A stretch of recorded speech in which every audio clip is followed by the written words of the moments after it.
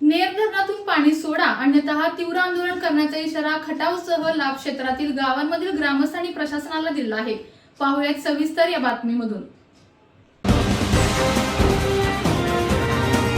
साताऱ्यातील खटाव तालुक्यात उन्हाची तीव्रता वाढू लागल्यामुळे येरळा नदी काठालगतच्या अनेक गावांच्या पाणी योजना बंद पडत असल्याने नेर तलावातील पाणी येरळा नदीत सोडा अन्यथा 20 एप्रिल नंतर तीव्र आंदोलन करू असा इशारा येरळा नदीलगतच्या गावातील ग्रामस्थांनी प्रशासनाला दिलेला आहे।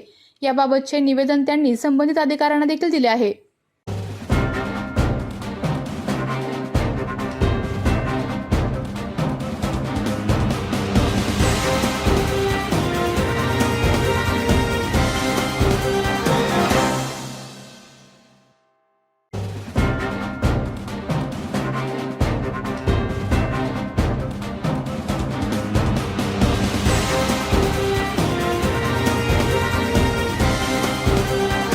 आपल्या तालुक्यातील जिल्ह्यातील बातम्या सर्वप्रथम पाहण्यासाठी आजच सातारा न्यूजला YouTube चॅनलवर सबस्क्राईब करा, लाईक करा, शेअर करा आणि बेल आयकॉन प्रेस करायला विसरू नका।